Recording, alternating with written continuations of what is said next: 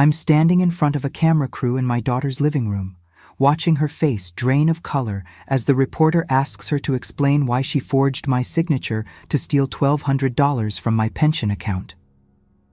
Her husband is behind her, trying to turn off his phone where my recorded voice is playing, where he's saying clear as day that I won't need the money long anyway, so why does it matter?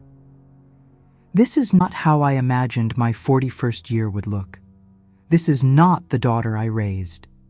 But let me take you back 6 months, to the morning when everything started to unravel, because you need to understand how I got here.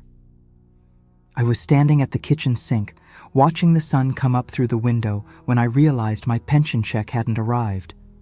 It was spring, when the windows finally open and life starts to feel possible again, and I'd been planning to buy groceries that morning.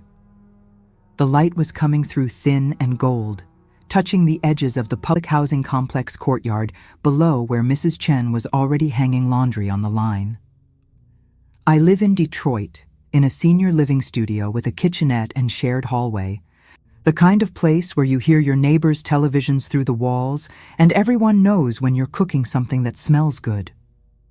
My forest green dress from my working days hung on the back of my bedroom door, still beautiful, still waiting for an occasion that felt important enough. The fabric catches the light sometimes when I walk past, and I remember who I used to be. On my kitchen table sat my crossword puzzles, half finished, next to the photo album with a cracked spine and faded pictures. I'd been looking through it the night before, running my fingers over images of my daughter as a little girl, her smile wide and genuine, her arms around my neck. The hymnal from my mother's funeral rested on the narrow shelf above the sink, pages yellowed and delicate. I can't throw it away, even though I haven't been to church in years. There was sweet tea in a plastic pitcher in the refrigerator, the only thing in there besides condiments and a half-empty carton of milk. I was waiting for that pension check to arrive so I could go to the store, buy real food, maybe a chicken to roast for the week. But the check didn't come. I called the pension office from the landline in the hallway, the one I share with 3 other units, standing there with the cord stretched tight so I could hear over someone's radio playing down the hall. The woman on the other end told me my account showed a balance of 0. She said there'd been a large withdrawal 3 weeks ago, authorized by my signature, transferred to an external account. I told her there must be a mistake. I hadn't authorized anything. My hands were shaking so badly I could barely hold the phone. She put me on hold.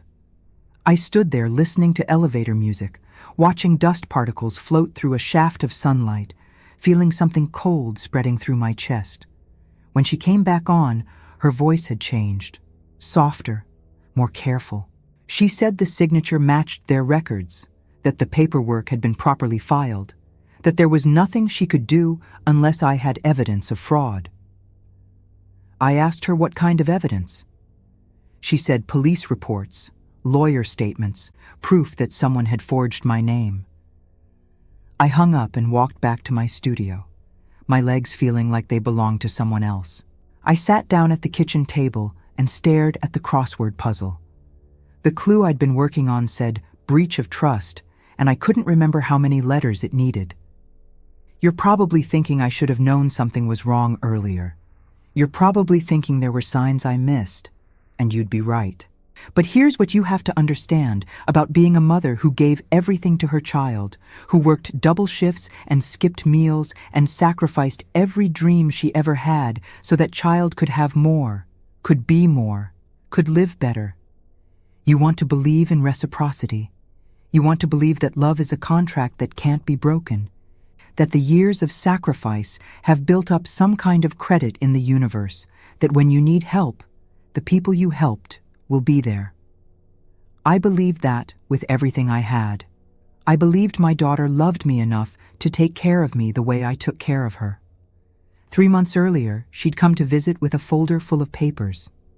She said they were for updating my benefits, making sure everything was in order, protecting my pension in case something happened to me. Her husband was with her, standing by the door with his arms crossed, wearing one of those expensive watches that catches the light when he moves.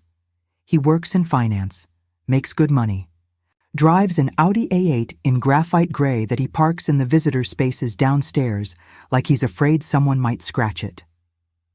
My daughter sat next to me at the kitchen table, pointing to highlighted sections, telling me where to sign. She was wearing perfume I didn't recognize, something floral and expensive. Her nails were done, perfect oval shapes painted coral pink. I signed where she told me to sign. I trusted her completely. Now I pulled out those papers from the drawer where I keep important documents, spreading them across the table next to my crossword puzzles. They looked official, full of legal language I didn't understand, but my signature was there at the bottom of each page, my handwriting unmistakable. Except when I looked closer, really looked. I could see tiny differences, the way the tail of my Y curved, the spacing between letters. These weren't all my signatures. Some of them were close, good enough to fool a banker or a pension administrator, but they weren't mine. I think I need you to understand what happened in my body in that moment. My throat closed up like someone had their hands around it. My vision tunneled, everything going dark at the edges. I could hear my heartbeat in my ears, too fast, too hard. My hands went numb. I'd read about panic attacks, but I'd never had one before. Never understood how your own body could betray you like that, make you feel like you're dying when you're just sitting at a kitchen table looking at forged signatures on fake documents. I put my head between my knees and tried to breathe the way they tell you to breathe, counting to 4 on the inhale, holding it, counting to 4 on the exhale. It took 20 minutes before I could stand up without feeling like I was going to pass out. I called my daughter. The phone rang 6 times before she answered, her voice bright and cheerful like nothing was wrong. I asked her about the papers, about the pension account, about the withdrawal.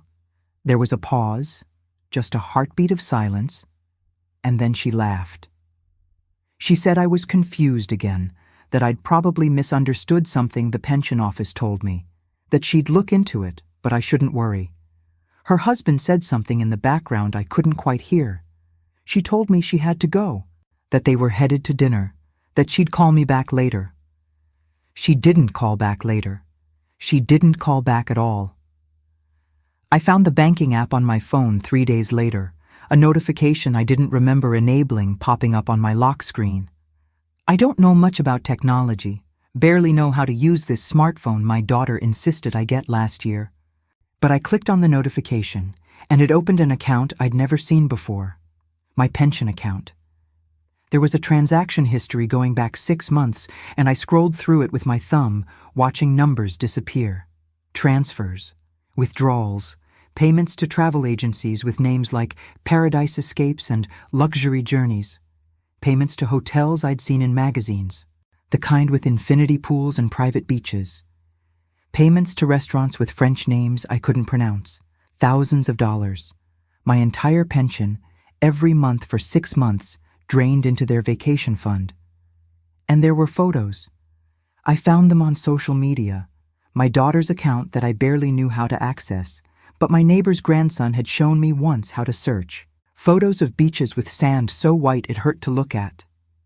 Photos of my daughter in a bikini holding a cocktail with an umbrella in it. Photos of her husband on a yacht, sunglasses on, grinning like he'd won something. The caption on the most recent one said, "Finally living the life we deserve. #blessed. #grateful. #living our best life." There were 47 comments underneath, people congratulating them, people asking where they were, people saying they looked amazing, that they deserved this, that they'd worked so hard. I sat on the floor of my studio apartment, my back against the wall, scrolling through those comments until my eyes burned. Not one person asked how they could afford it. Not one person wondered where the money came from. My daughter had over 800 followers, people she worked with, people from church, people from her neighborhood, and not one of them questioned anything. That's when I started thinking about how easy it is to hide abuse when it looks like success. When the abuser is well-dressed and articulate and has enough money to take expensive vacations. When the victim is someone like me, living in senior housing at 41 because a workplace injury left me disabled, someone people can dismiss as confused or unreliable or dramatic. I'd worked in manufacturing for 20 years before my back gave out, raised my daughter alone after her father left, put every dollar I made into giving her a better life than I had. And this is what I got in return. Forged signatures and stolen pensions and a son-in-law who thought I wouldn't need the money long anyway.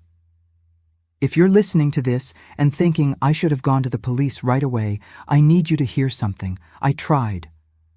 I went to the precinct downtown, took the bus because I couldn't afford a cab, waited 2 hours in a plastic chair to talk to someone. The waiting room smelled like industrial cleaner and old coffee. Fluorescent lights buzzed overhead, flickering occasionally. A man with blood on his shirt sat 3 chairs away, holding a tissue to his nose. A woman argued with someone at the front desk about a stolen bicycle. The television mounted in the corner played the news with no sound, just closed captions scrolling across the bottom of the screen. I watched those captions, reading stories about other people's tragedies, wondering if mine would ever matter enough to be on that screen. The officer who finally called my name was young, maybe 25, with eyes that looked tired, even though it was only noon. I showed him everything. The forged documents, the bank statements, the social media posts. He listened, took notes, told me I'd need to file a formal complaint and that they'd investigate. He said it could take months. He said these cases are complicated, that proving fraud requires evidence of intent, that family disputes often don't meet the threshold for criminal charges. He said I should consult a lawyer. I asked him how I was supposed to pay for a lawyer when my pension was gone. He didn't have an answer for that. He looked away, clicked his pen a few times, then handed me a pamphlet about victim services with a phone number I'd never call. I walked out of that precinct knowing that I was on my own, that the system everyone tells you to trust, the system that's supposed to protect vulnerable people, wasn't going to help me. I walked back to the bus stop and stood there in the spring sunshine, watching traffic, feeling more alone than I'd ever felt in my life. The breaking point came 2 weeks later. I'd been calling my daughter every day, leaving voicemails she didn't return. I'd been sending text messages that went unread. I'd been trying to reach her husband at his office, but his secretary kept saying he was in meetings. I was down to my last $40, eating crackers and peanut butter for every meal, avoiding my neighbors because I was too ashamed to tell them what was happening. Mrs. Chen had knocked on my door twice, asking if I wanted to come to the community potluck. I'd pretended I wasn't home. I couldn't face people, couldn't make small talk, couldn't explain why I looked like I hadn't slept in days. Then my daughter finally called. Her voice was irritated, impatient. She said I needed to stop harassing her, that I was embarrassing her with all these calls and messages, that people at her work were starting to ask questions. I told her I needed the money back. I told her I couldn't pay rent, couldn't buy food, couldn't survive without that pension. She was silent for a moment, and I thought maybe I'd gotten through to her. Maybe she'd finally understand what she'd done. I could hear her breathing on the other end of the line. I could hear a door closing somewhere in her house. For just a second, I let myself hope. Then her husband got on the line. His voice was cold, controlled, like he was explaining something obvious to someone stupid. He said they'd earned that money, that they worked hard for their lifestyle, that they deserved a vacation after everything they'd been through. I asked him what they'd been through. He said dealing with me, my constant needs, my inability to manage my own finances, my dramatic reactions to everything. He said if I really loved my daughter, I'd be happy she was finally able to enjoy herself instead of being dragged down by my problems. He said I wouldn't need the money long anyway, so why did it matter if they used it now? His exact words.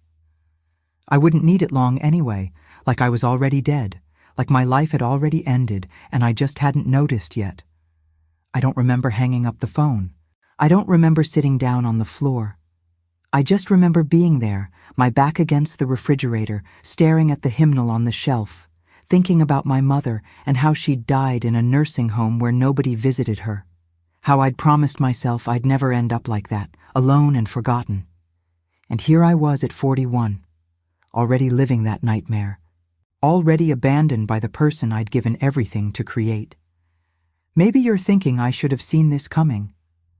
Maybe you noticed things about my daughter I didn't see, red flags I ignored because I wanted so badly to believe in the goodness of my child. But here's what I need you to understand.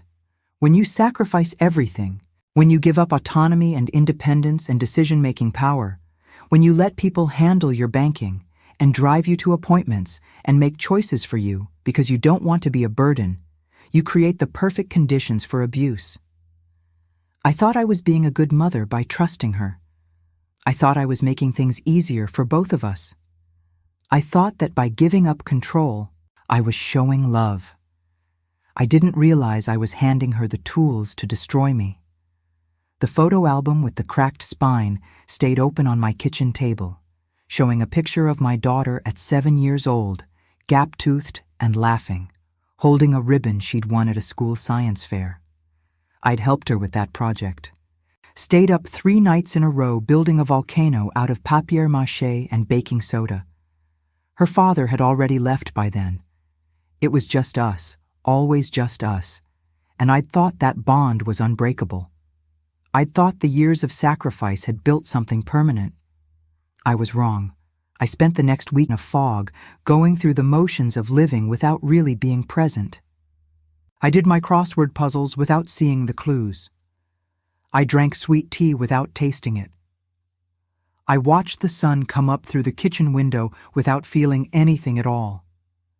The numbness was almost worse than the pain, this sense that nothing mattered anymore, that I'd given up everything that made me who I was, and now there was nothing left. I thought about my mother's hymnal, about faith and prayer and the idea that someone up there was watching, was keeping score, was going to make things right eventually. I couldn't believe in that anymore. If there was a God, he wasn't paying attention to women like me.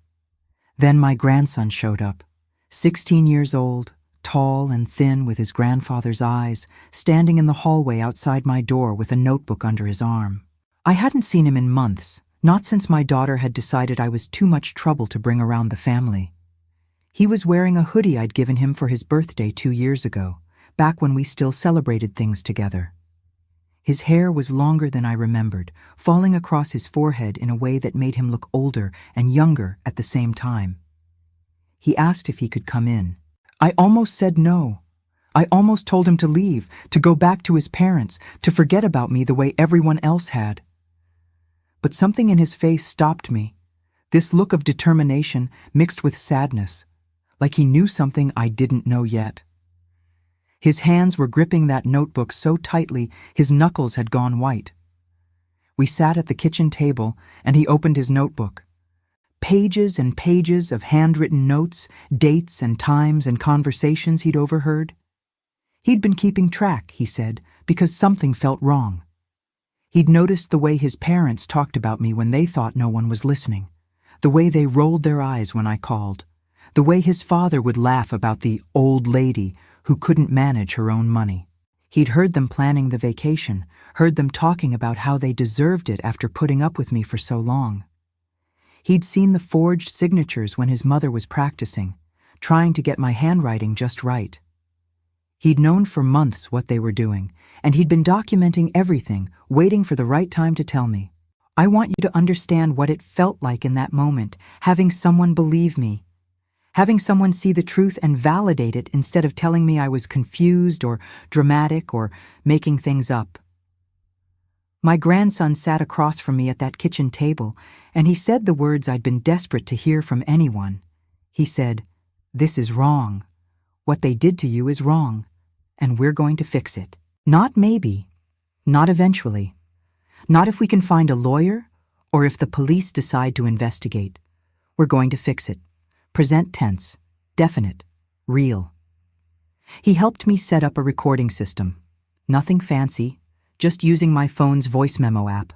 But he showed me how to start it discreetly, how to save the files, how to back them up to the cloud. He told me to call my daughter again, to get her or her husband on the phone, to ask them direct questions about the money. He said I needed to get them to admit what they'd done in their own words, on tape, where nobody could deny it or explain it away.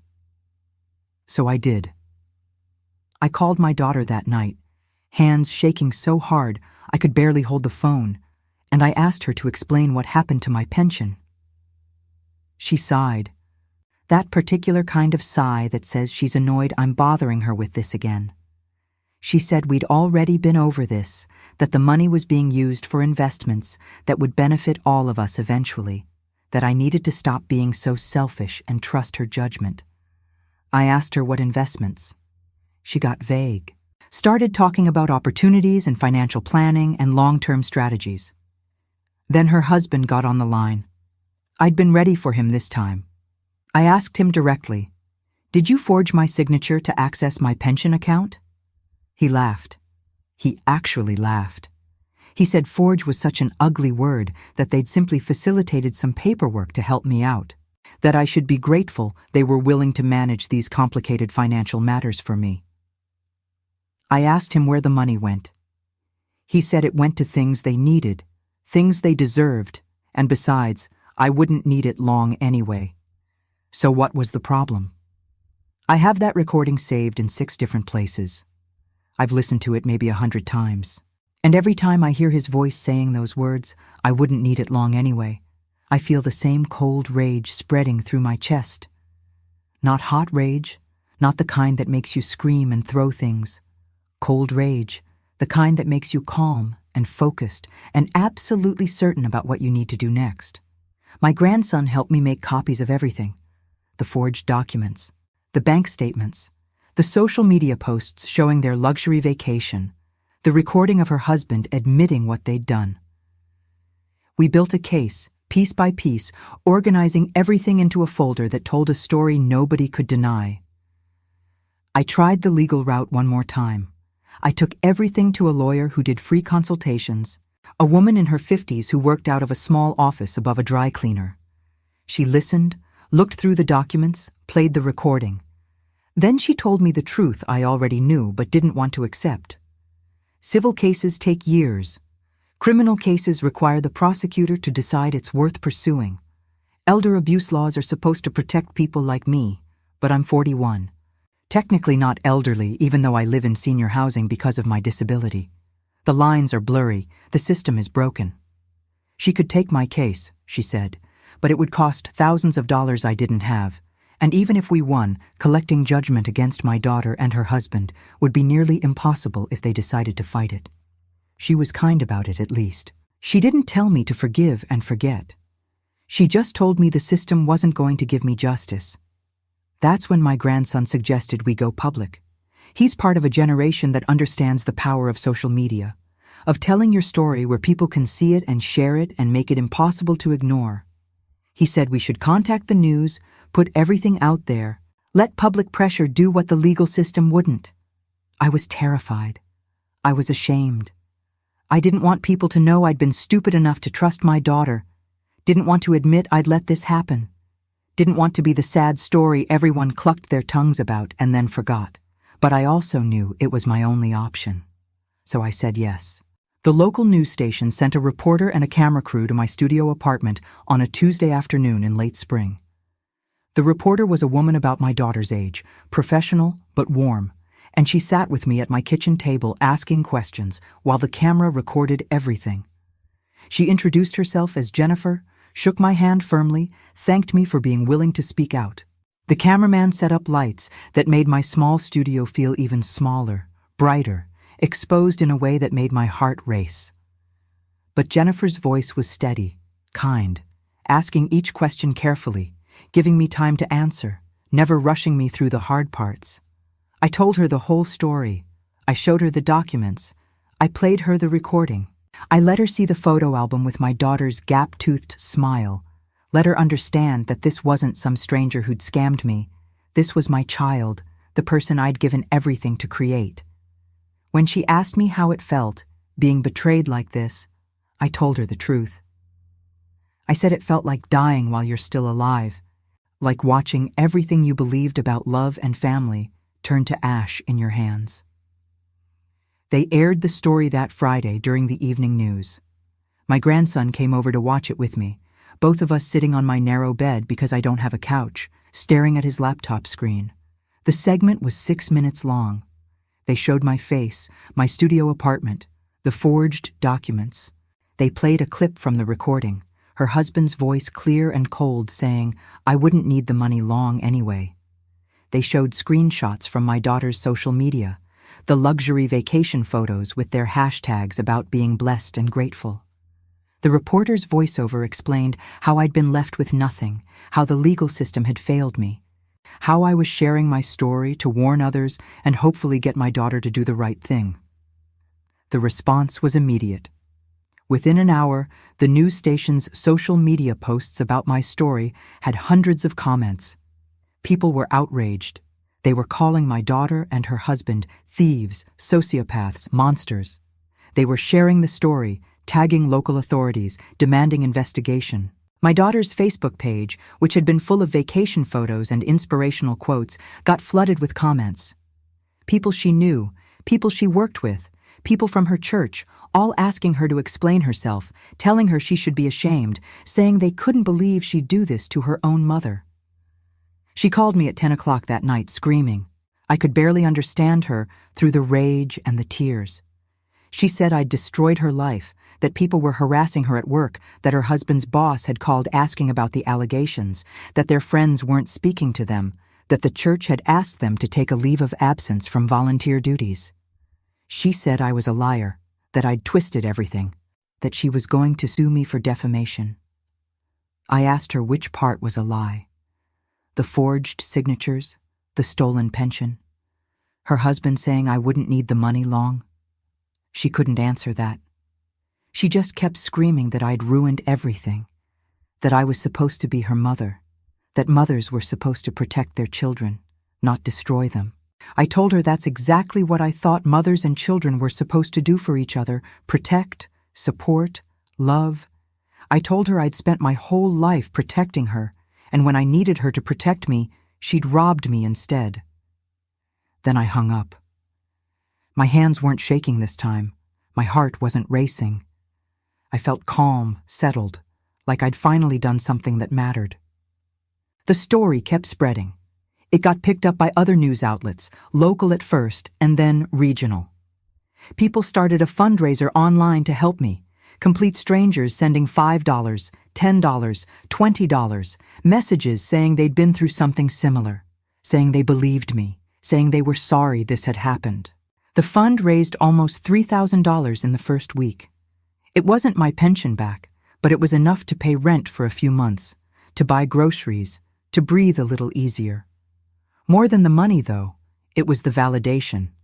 It was knowing that I wasn't crazy, wasn't dramatic, wasn't making a big deal out of nothing.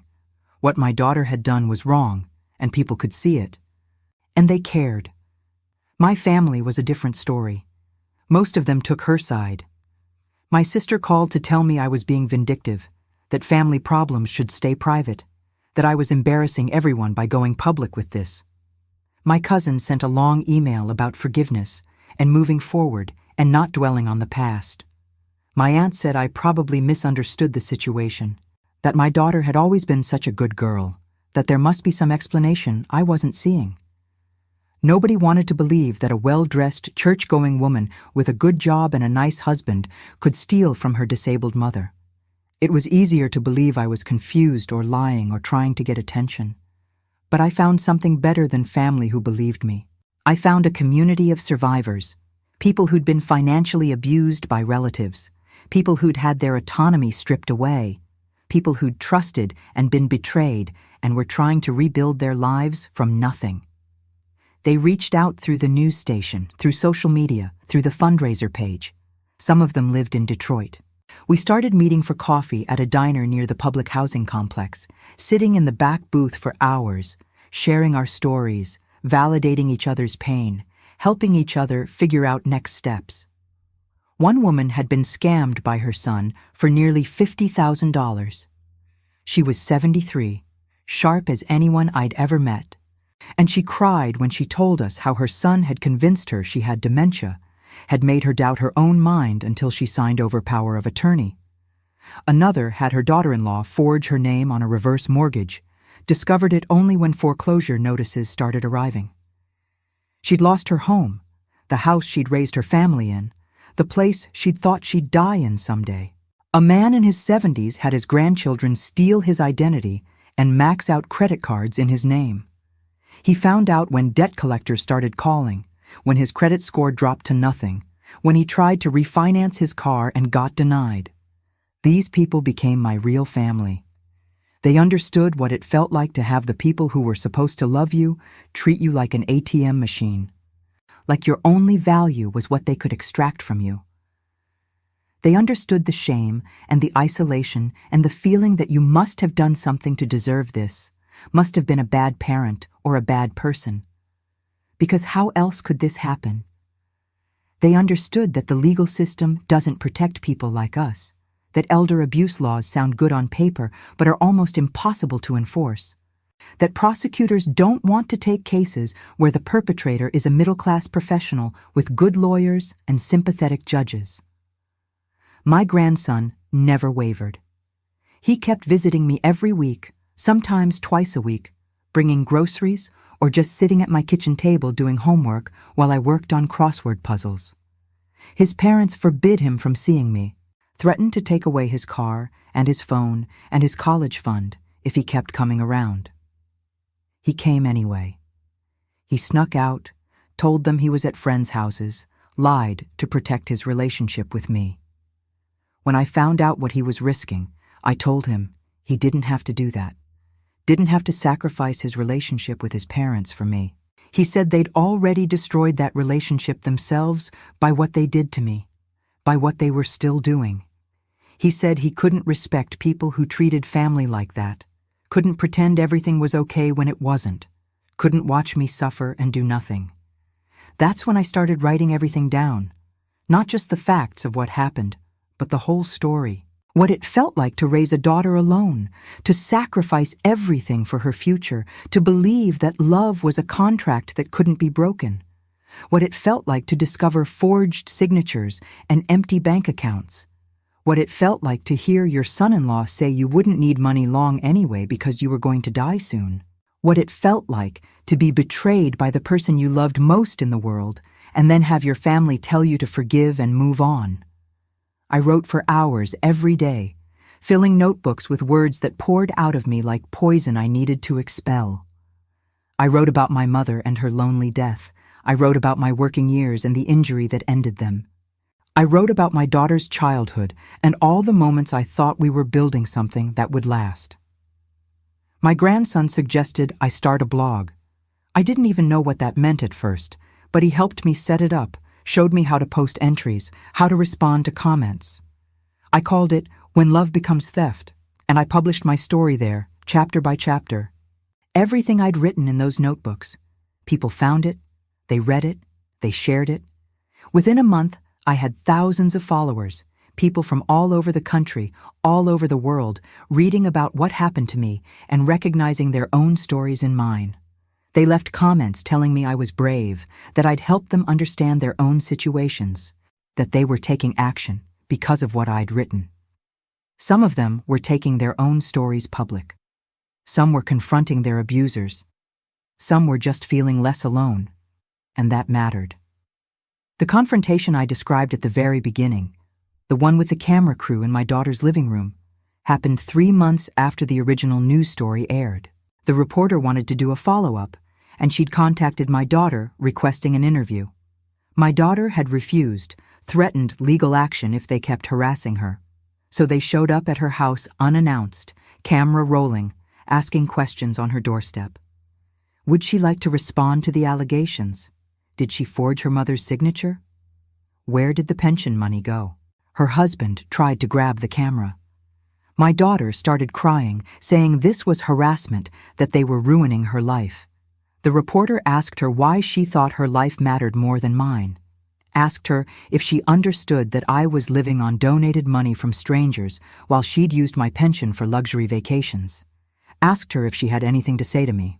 My daughter looked directly at the camera and said I was mentally ill, that I'd always been unstable, that she'd been trying to help me manage my finances and I'd twisted it into some conspiracy theory.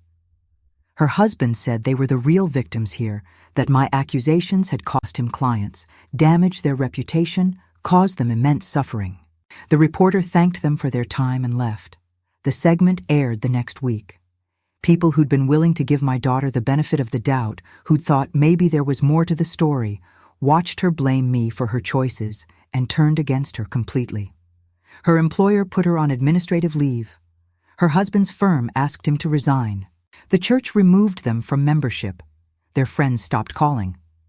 Justice didn't come from the legal system. The prosecutor's office reviewed my case and decided not to file charges. They said the evidence was compelling, but the case was complicated by family relationships and the difficulty of proving intent. Translation: they didn't want to deal with it. The civil lawyer I'd consulted said we could proceed with a lawsuit, but it would take years and cost money I didn't have and might not result in anything even if we won. So I had to accept that there would be no courtroom victory, no judge declaring my daughter guilty, no official recognition that what she did was wrong. Most of my family still believed her version of events, still thought I was the problem, still told me I should apologize and make things right.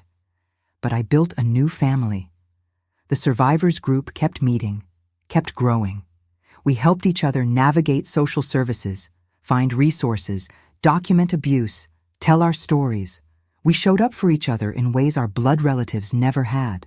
When one member had to go to court to fight a conservatorship their son was trying to impose, 10 of us showed up in the gallery to support them. When another member was being evicted because their daughter had stopped paying the rent they'd been sending her, we pooled money to help them find a new place. We celebrated birthdays and holidays together.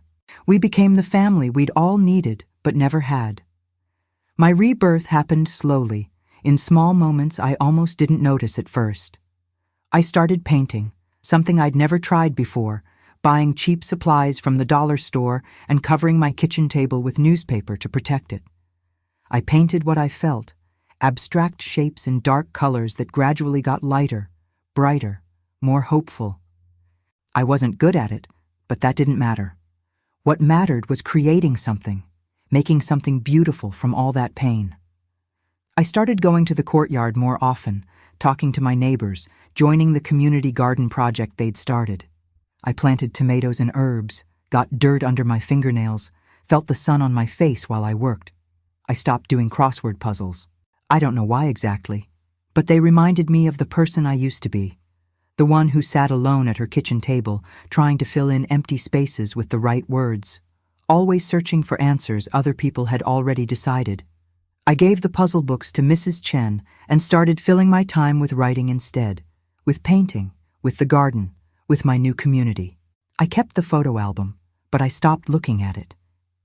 Those pictures were of a different daughter, a different life, a different version of me who believed in things I can't believe in anymore. The fundraiser money, combined with some back payments the pension office finally released after the news coverage, gave me enough to think about moving. I'd always dreamed of living by the ocean.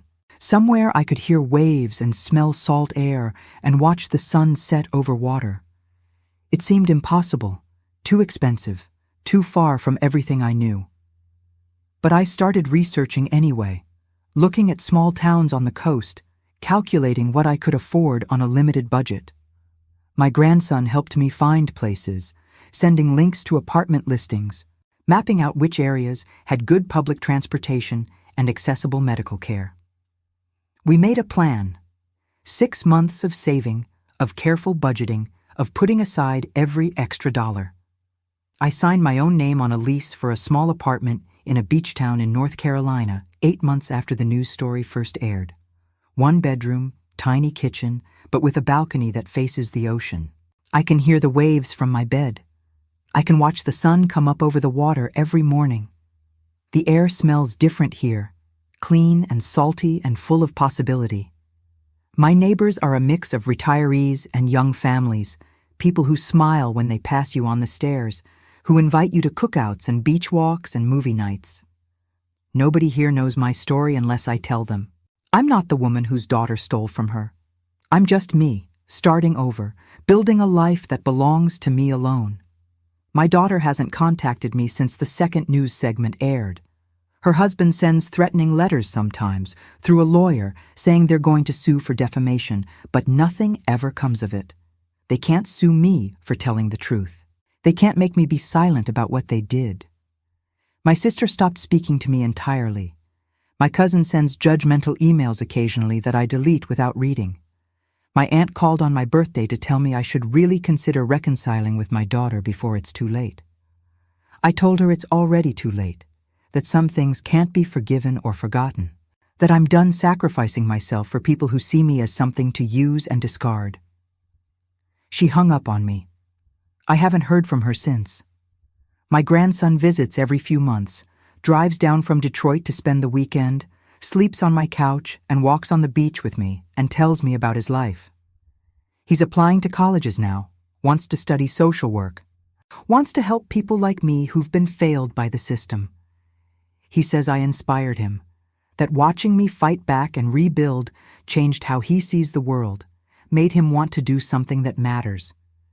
I tell him he's already done something that matters, that he saved my life by believing me when nobody else would, by helping me find my voice and use it. He's embarrassed by the praise, but I can see he's proud too, proud of himself and proud of me. The creative work became more than just therapy. My blog grew into something bigger. A publisher reached out, asked if I'd be interested in turning my story into a book. I said yes before I even thought about it, before I could talk myself out of it or convince myself I wasn't good enough. I'm writing that book now, expanding the blog posts into something deeper, more complete, with resources for other survivors and advice for recognizing financial abuse before it's too late. My paintings started selling, small amounts at first through a local gallery that displays work by emerging artists. People want them, these dark, abstract pieces that gradually transform into light. They say the paintings tell a story without words. I guess they're right. I drive past Audi dealerships sometimes, and I think about that A8 in graphite gray, about what it represented when my daughter's husband drove it, all that wealth and status, and the idea that some people matter more than others, that some people deserve luxury, while others deserve nothing. Someday, when I'm ready, when I have enough saved, I think I'll buy myself one. Not because I care about status symbols or impressing anyone, just because I can. Just because I'm still here, still alive, still building a life that's mine. Just because every time I see one, I remember him saying I wouldn't need money long anyway, and I want to prove him wrong in the most visible way possible. The season has changed since that morning when I stood at my kitchen sink in Detroit, wondering why my pension check hadn't arrived. It's spring again now, the windows open in my beach apartment, life feeling possible in ways I couldn't have imagined a year ago. I still have hard days. Days when the betrayal feels fresh and the loneliness is overwhelming, and I wonder if I'll ever stop missing the daughter I thought I had. But those days are getting rarer. Most days now I feel something I haven't felt in years. Hope. Not naive hope, not the kind that thinks everything will work out perfectly. Real hope. The kind that knows things are broken but believes they can still be good. Still be worth living. What I need you to know, what I need you to understand, if you're listening to this and recognizing your own story and mine, is that when the system fails, you have to build your own justice. All 50 American states have laws protecting vulnerable adults, laws against financial exploitation and fraud and abuse. But laws don't matter if nobody enforces them. Laws don't help when your family lies, when prosecutors don't want to take on complicated cases, when judges are sympathetic to well-dressed professionals instead of disabled women living in senior housing. In Mexico, studies indicate that 1 in 3 seniors suffers some form of mistreatment, and I believe the numbers are just as high here in the United States. Hidden behind closed doors and fake smiles and families who look perfect from the outside. When the legal system won't help you, when your family won't believe you, when everyone tells you to forgive and move on and stop making such a big deal about it, you have to create your own path to justice. Document everything. Every conversation. Every transaction. Every lie and manipulation and moment when someone shows you who they really are. Find your allies, the people who believe you, and validate your reality and stand with you even when it costs them something. Tell your story as loudly as you can, in whatever way feels right, whether that's going to the news or writing a blog or just talking to other survivors who understand. Build a new family from the people who see you and value you and treat you like you matter.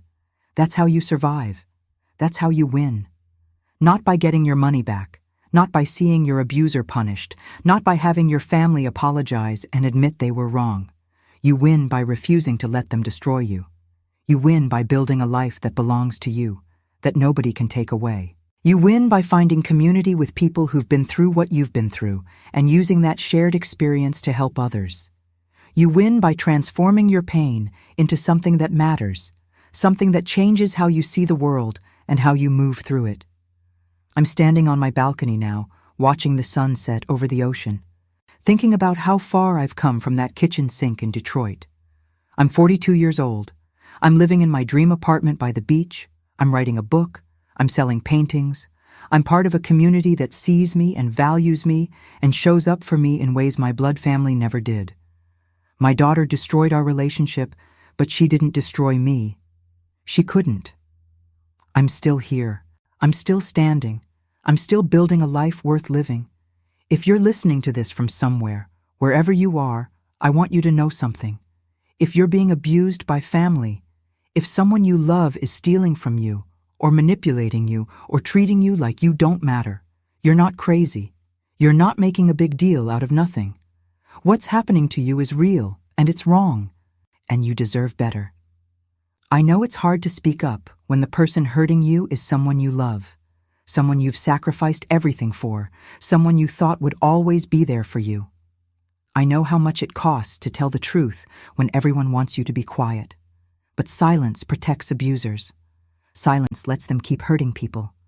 Your voice, your story, your willingness to stand up and say this is wrong, that matters more than you know. Find someone who believes you.